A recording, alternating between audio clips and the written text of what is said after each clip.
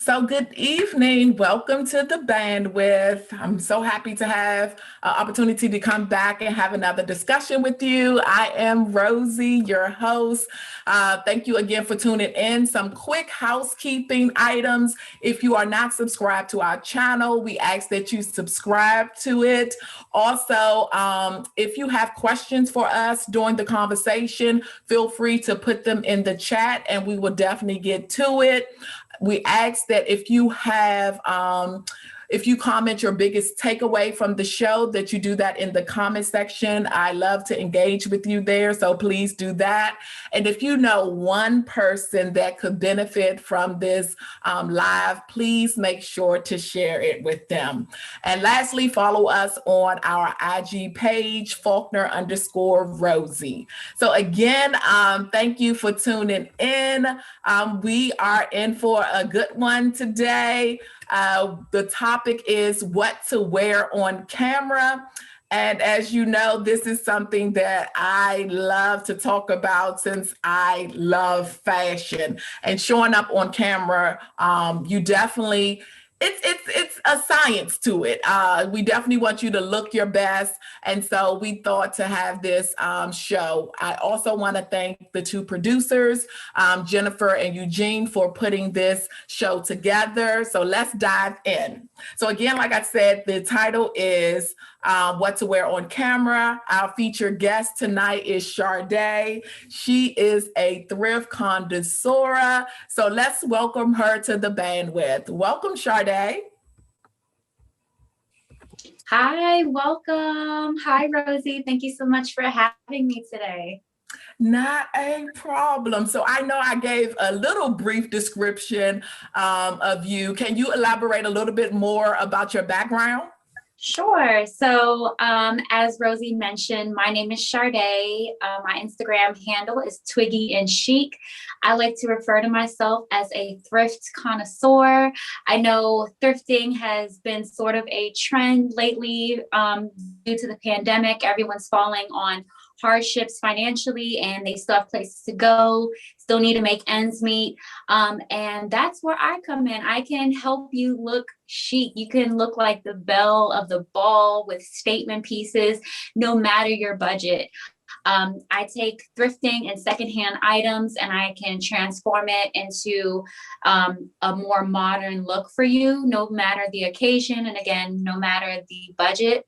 I've been thrifting, I would say, since I came out the womb. I can literally take nothing and turn it into something. I taught myself how to sew. I currently am a vintage reseller. So if you're not familiar with thrifting or you're not comfortable with doing it, that's definitely something that I can help you with doing, whether it's teaching you how to thrift or just thrifting for you to create that one specific look for an occasion or recreating an entire wardrobe. So let's dive right in. Why is it so important to invest in good pieces to wear on camera? Okay, so I feel like it represents your brand. What you wear represents your brand. So you have to come correct anytime you step onto camera.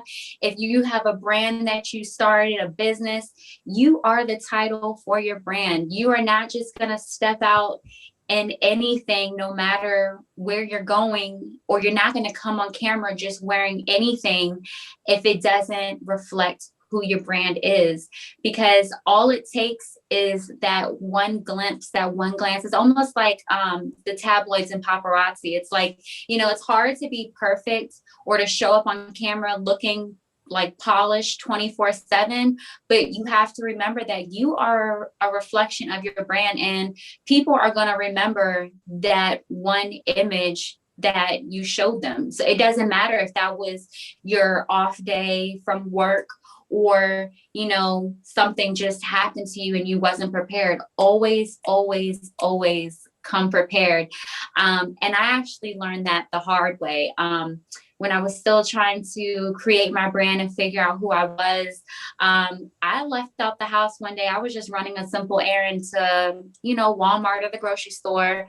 So I had on just some janky old shoes, maybe had a bonnet on my head. You kind of you have your pajamas on and you just throw a jacket on and you just figure like, I'm not going to run into anybody. Long and behold, I ran into someone. They saw me and I felt so embarrassed. And I was like, never again will I ever do that. You just never know. You may run into your potential client standing in line, making small talk, and you just overhear, someone talking about something that has to do with your brand. Well, how do you expect anybody to take you seriously if you don't look the part? What sets you apart from the people who are, outside, who are just handing out CDs or asking you to donate for their AAU team for basketball? So when you have a brand, I feel like it's always important to keep that in your mind anytime you step out, and just know that what you wear is a reflection of who you are as a person and who you are as a brand. And sometimes it can be hard to differentiate the two, but if you're the face for your brand, then yes, you always have to just make sure that you look the part, because that can be a potential, like I said, client or sponsorship that just passed you up because you didn't look the part. Yeah, and that is something that I struggle with, not really struggle with. It's like, I like to be my authentic self. And I think it just depends on what you're doing. Because Right. if you are like an image consultant or something like that, but like me, I can be rough sometimes when I go out. And that's what I like about like shooting the shits with Rosie, because you really get to see like the real me when I'm in the house, or, so if someone sees me out in the street, unfortunately, sometimes they may get the glam Rosie and sometimes they may get the real Rosie. But I just think it depends on what your business is, because and so that's just my take, because I know some people have to be on all the time, but I still struggle with that too, because it's just like on all the time. Well, look, I have an easy recipe for that. So like you said, there are some people who struggle with that. You may not, and like you said, depending on what your brand represents, you may not want to look prim and polished 24/7. I totally get that. I'm a new mom, so sometimes it's a struggle for me to even look presentable at times, okay? But I started keeping lipstick in my car or in my purse at all times, whether it's just like a neutral like this, or a nude tone, some shades, or it could even be personality glasses, maybe even a hat. And then just wearing, say you are just running errands or whatever like that, and you may have on like something casual, like, a jogger. Maybe just take the time and just put on a presentable coat or a blazer. Blazers are versatile now, where you can wear them with pretty much anything. So you have your glasses, you have your lipstick, you have at least a jacket to throw over, and boom. Yeah. You can look presentable in 5 seconds. You get a call, somebody says, "Oh, do you want to meet real quick?" And you're like, "I don't have nothing to wear. I don't feel like going home." Boom, you got those 3 to 4 things and you look the part. Yeah. That's why I said the going out thing outside, but going live on camera, I got that. Like I can pull it together for that. That's why I'm happy that my brand is what it is, because you will see a different side of me sometimes. But being on camera, I really think that you definitely should take the time to, spruce yourself up, make sure your hair is in place, your makeup is done, you look presentable. Right now, everything is on, Zoom, or you only see the top up. It just depends on how your setup is. Some people, you can't see your full body, but I really do think that you definitely need to take the time and get yourself together for camera appearance. pieces. How does what you wear speak to your audience? So what you wear, as I mentioned earlier, is a reflection of you and your brand. Mm-hmm. But if you're trying to drive a certain target audience, then you need to look the part. Or if you're trying to create a niche, which is the best way to find your target audience, then looking a specific way will help do that. People will find they'll automatically just be drawn to you before they even, tap on your YouTube to even listen to what you're going to say. They may be like, oh my God, I love that lipstick she's wearing. Oh my God, I love that top that she has. I have one similar, or where can I find it at? So letting your look be the drive to creating your target audience, if that makes sense. No, it definitely does. It does. And like you said, people will be drawn to you because of your personality, also your sense of style. Because I know for you, when people come to see you, they're coming to you for a reason, because you know how to put looks together. And the same thing, they may come to whoever for, their message on, I don't know, dog grooming. Right. But then also, if you have a sense of style too, they'll be like, oh, okay, well, I can connect to her because not only do I like this topic about dog grooming, but no, she really knows how to, put herself together and look well on camera. So I definitely get it. I definitely get that. But what about people are kind of like stuck with trying to figure out what they should wear or what their look should be to incorporate with their brand? I would say the easiest hack for that is creating a shirt that is your brand, or a top that is your brand, or maybe it's a hat. So any type of memorabilia that you can wear that represents who you are, that's an easy hack for that. You're wearing a shirt that says who you are. People are just gonna be like, oh my God, I like that top. I automatically already know who they are, what they're about. And they may even be interested in wanting to purchase it. So it's like a double win. Yeah, I do like that. But so if they don't know, really, would you suggest like an image consultant? Because some people just start from scratch and they don't have a sense of style, period. And they can't really put looks together. So how would you help that person? What would you say? An image consultant is definitely helpful, but for those who may not be able to afford it, then I would say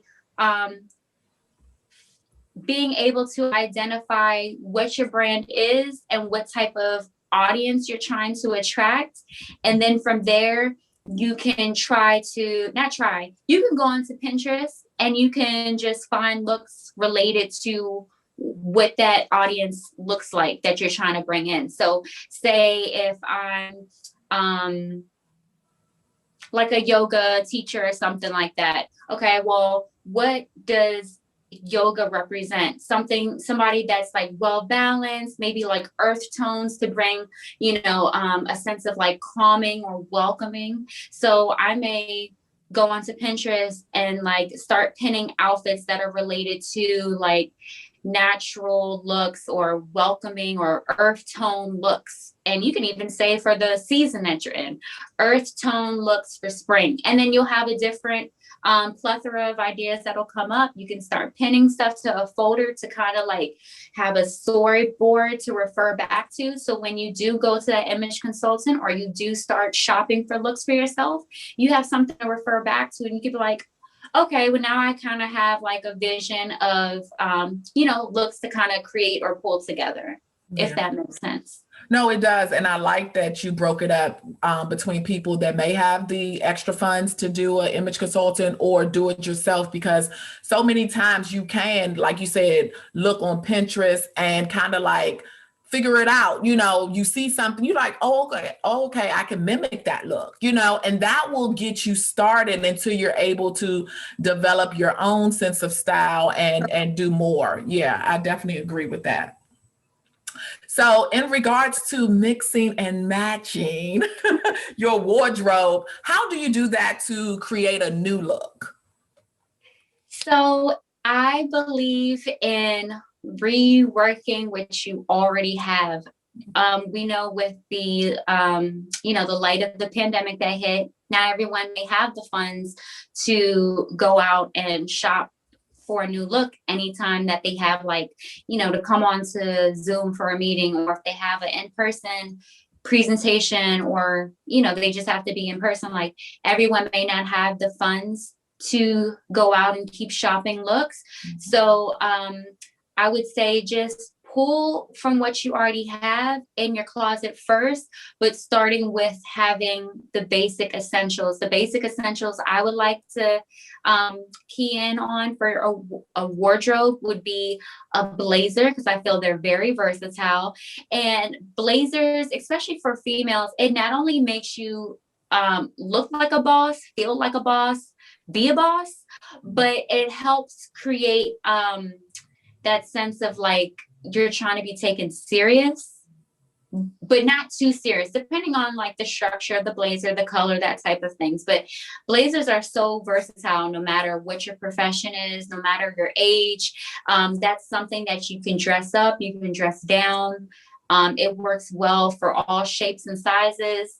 Another good staple would be blouses, because blouses, you can wear those numerous ways. I mean, there's so many TikTok and YouTube and reels out there that can show you like 100 different ways to wear one blouse top. Tapered jeans, because you can have a party up top where you look professional. You may have on a blazer, a simple shirt like I have, and then you're wearing some tapered jeans for a more like casual look without it looking too relaxed, like you're not wearing baggy jeans. The tapered jeans give you a nice silhouette. It makes you still look presentable. And the last thing I would like to say is like a black dress. It doesn't necessarily have to be a black dress, but I would just refer to a black dress because it's another versatile piece and color that you can wear imaginable different ways to create various different looks. So with those, what did I say? With those four different pieces, you can use that as kind of like a blueprint to create multiple different looks without breaking the bank and having to go out to shop. Yeah. And like you said, once you have those staples, you can rework them so many different ways, switch out the blazer with something else, or switch out a shirt, get Add some accessories. That's what I was about to and then create a whole nother look. And that way it's kind of like creating, I know all the rage before was like the capsule wardrobe, but kind of like figuring that part out and just switching out until you can, do better and find more ways to incorporate more items into your wardrobe. So I definitely agree, because you always have your favorites anyway, that you work all the time as well. So how do you find the balance with representing your brand and also staying true to your personality?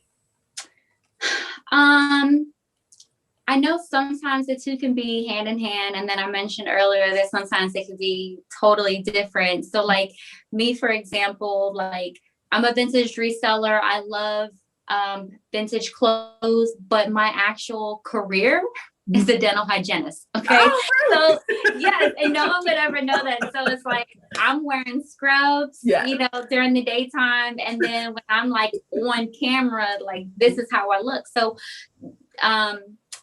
trying to find a balance between the two, I would say just having versatile looks, or versatile pieces. So like, as we mentioned earlier, the blazer, that's something that you can kind of wear from night to day to, whether you're coming from your job and then you're switching over to come on camera to look presentable for your brand. Like that blazer can just, be that one item that makes you come on and off. Yeah. And it's I'm glad I don't have to switch in between the two because it's kind of, a challenge. And I know you can do it, but it's always good that you can merge both of them together and have them blend. But like you said, sometimes you can't. So you have to figure out what pieces that you could do to kind of like cross between both worlds and figure out the best way to do it. So I agree with your approach. As far as color, what colors do you feel look best on camera? That's really hard. Honestly, I would say maybe one that just looks best with your skin tone. And then from there, you'll know how it looks on camera. So for example, people of African American descent, with melanin pigmentation, I would say more like rich royal tones. So like your oranges, your yellows, your greens, purples, like those colors complement us well. So it's also going to look good on camera. For someone who may be a little bit more like fair skin tones or white, maybe like a nude, because that complements their skin tones, or earth tones look really well on them. So once you are able to identify what colors look best against your skin tone, then you can know how it'll look on camera. Yeah. And when you do like your reading and different things like that, they always say like no busy prints or patterns, but like what you have on, I always say just test it out, because what you have on it's a pattern, but it's not blinding to the camera. Yeah. So I hate when people just say don't do something or don't wear this, don't wear that. I always suggest that try it out, because it may not be, as bad and pick up on the camera the way people are saying. So yeah. Definitely. I agree with that. And I would also say to, if you're showing up on camera and maybe you're wearing a very busy top, like I have one, then make sure your background kind of tones it down. So you wouldn't want to have a sequin backdrop and you have on a sequin top, and then you have lighting from the camera, because it is going to create like this, disco ball effect, and it's going to show up on camera very like too flashy. It's not going to complement you or the camera well. So yeah, and I definitely agree with that. I so agree. Pick one. Like you're gonna have a busy background, but I like you. I love patterns. So it's just like I'll try it. Once I saw that, I was just like, I'm not gonna stick to that. I'm trying patterns. I've actually never heard that before, and it's so funny that you say that, because I've been on camera before, and I would say like I'm always wearing something like crazy and busy. So. That's why I said you always have to try things out for yourself. I hate when somebody give a hard, fast rule of don't do something, because it's just like, hey, it may work for you. Exactly. Just figure it out. Yeah. Exactly.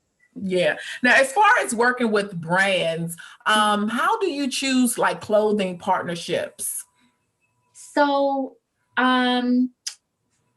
choosing clothing partnerships is a very tricky one. And that was one that I had to kind of like really dig in deep within who my brand is. So anytime you get approached with someone who is wanting to work with you, a brand who wants to work with you on a sponsorship, whether it's paid or unpaid, you have to first be able to identify who your brand is, what your brand represents, and who your target audience is, and what does your ideal client from your target audience look like? So once you can identify those, then you say, okay, well, what is this sponsorship look like? Who is their brand or target audience? And sometimes when they're pitching to you, they'll even put that in there in the summary. They'll say like, the type of people that we're attracting or what our clientele looks like. So then you can look at the two and you can say like, well, this doesn't match up at all with what I'm doing. You represent tech and I'm representing eco-friendly? Like, what does that have to do with one another? So once you can identify those, and then you know, kind of do the compare and the contrast, you can say like whether or not it's going to be a good enough collaboration to do. Because I used to want to do collaborations so much, like when I was first trying to build up my brand. And then when I did get people who were reaching out to me, you know, of course you want to take it, but then you're like, does this even represent who I am? It's a paid gig, but what will my audience, well, not my audience, what will my community think? Are they going to look at it and say like, oh, this is genuine, or, oh no, she's just doing it to get a check? And when you have your community start questioning like why you're doing these paid, or they don't even know whether it's paid or unpaid, but why are you doing these sponsored products that you're pretty much like selling to me? What does that have to do with me?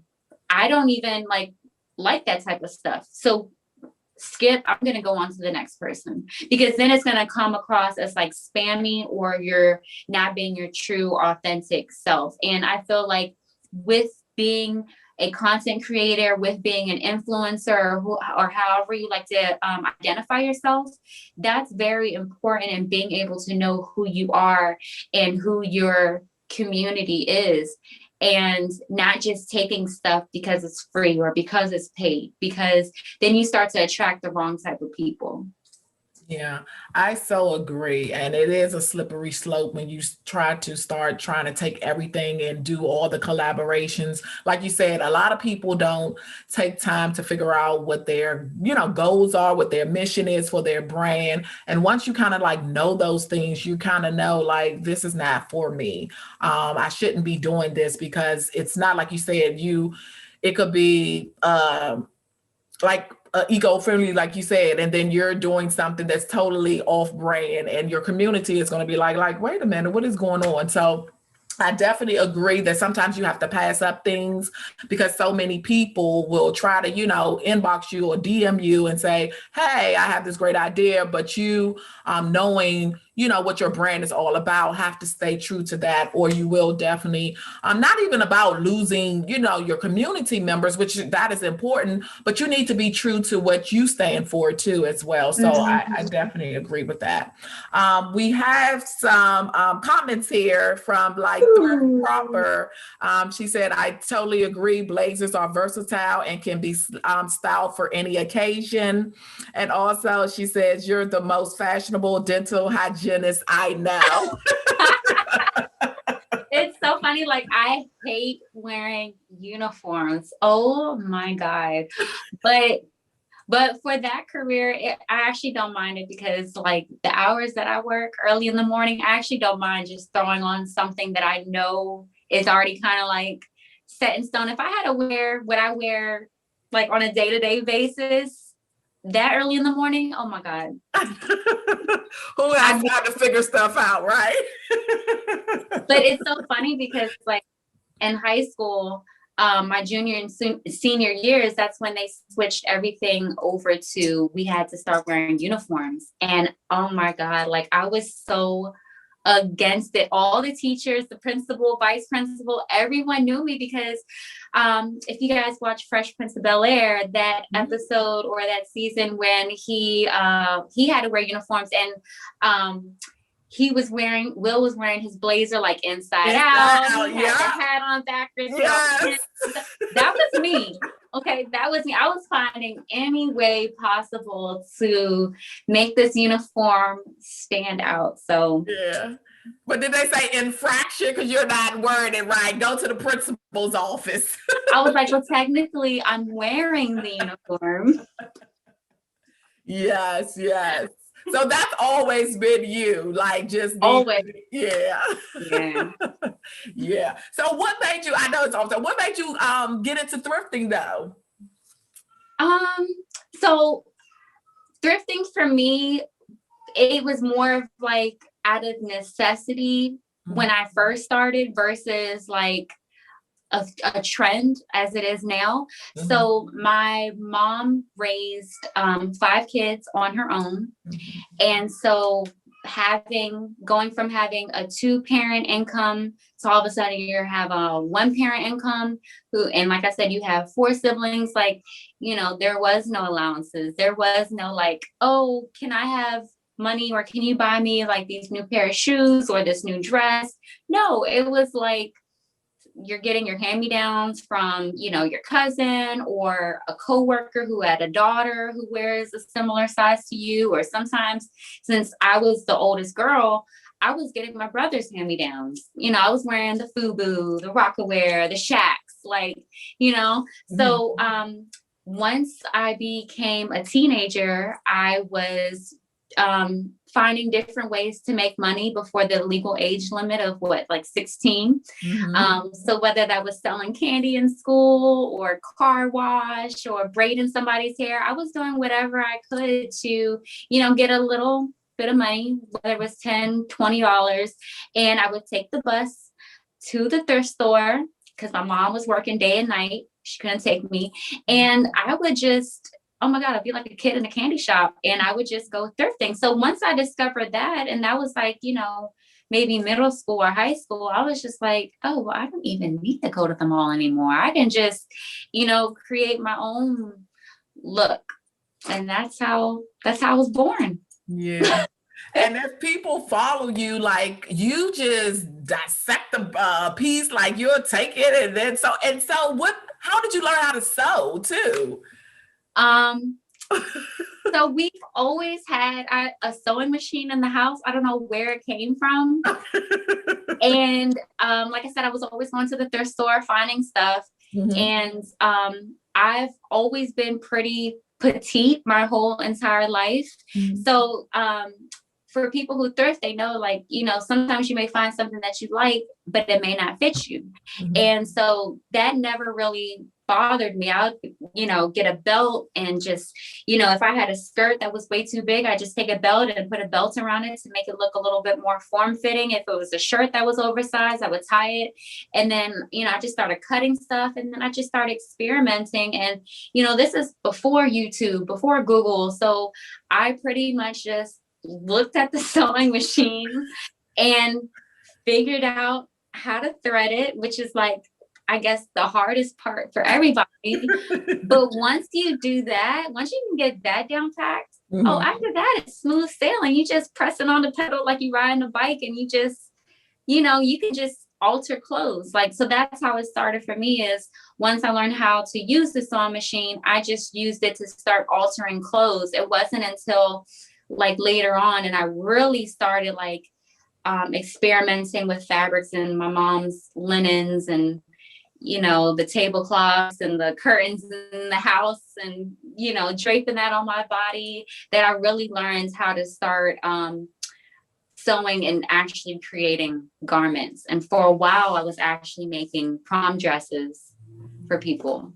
Wow. Because everybody don't have that vision, to see how to take a garment and, even size it or make something else out of that. That really takes creativity. And so I take my hat off to you because I can put an outfit together, but as far as like putting something together or making another side, that's way out my lane. So I take my hat off. Thank you. And it's funny, I have another story to share too, is it was also kind of out of necessity for me learning how to sew because when I would try to mix pieces from the thrift store with stuff that I may have found like at a regular mall or store, a lot of items didn't fit me because of how small I was. So this is before they made stuff, extra small and double zeros. So, for skinny jeans, now they have them in like, double zero, extra small, double X small, that type of stuff.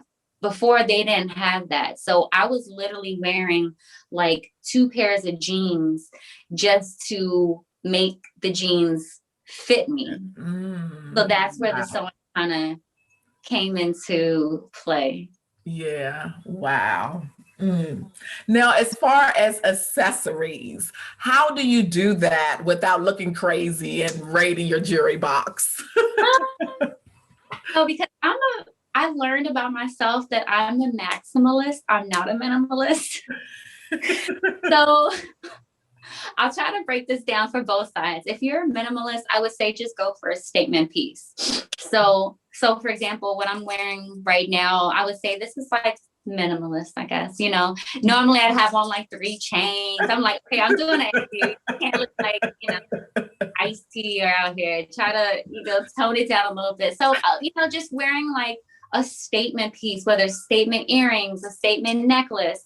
So starting there would be good. If you're a maximalist, I would say just layering and experimenting, because you're not really gonna know until you try.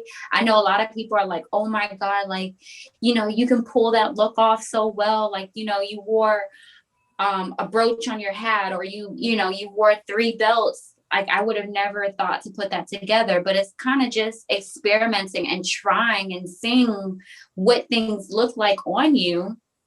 And if you like it, who cares what everybody else thinks? Mm-hmm. And that is the key. I think you have to be confident. Yeah. And so many people lack that because they're worried about what other people think. But if you put this on and this is what you want to wear, I just remember, when you see little kids, and they want to wear whatever they want, whatever, with some rain boots, exactly, fur boots. Exactly. Just own it. And if that's your sense of style, that's your sense of style. But I think the confidence piece, you always have to have that. So definitely, I agree with that. So what's next for you? I guess just really trying to get my reselling business off. I really came into reselling because I thrift too much. I started having a lot of pieces, and there were some pieces that I was just like kind of over. I didn't really have like sentimental value to it. Maybe I just wore it once for like a specific occasion. So I want to share that with the world, because I get people who ask all the time, like, oh my God, where'd you get that? I thrift and I never find stuff like that. So being able to share my loved pieces with others who I know will cherish it just as much as me, and being able to do more styling services for people. So whether it's, you need help with a wardrobe, image consultant, as we mentioned earlier, you're trying to figure out like how to dress for your brand, or maybe it's a photo shoot, or maybe it's just a specific event that you have that you're going to, or even if you just need styling tips or advice, I would like to offer those services to people. Okay. And then how can people stay connected with you and support you? So I am on YouTube. It's under my name, Sharday, but you can also find it on my Instagram, as well as my pieces that I sell on there, which is Twiggy, the letter N, Chic. So every first and third Sunday of the month, I do a closet sale. That's for all sizes. Right now, of course, we're entering spring, so I have a lot of spring pieces. I have some transitional pieces. And as I mentioned, my YouTube, there's a link for that also in my bio under my Instagram as well. Okay. Well, thank you so much, Sharday. As you can see, I am so passionate about, what to wear on camera. I just love it. And I just love clothes. And it was good to have a discussion with you about that. So thank you again. No problem. Thank you so much for having me. This was so much fun, and I would definitely love to do it again. Absolutely. Absolutely.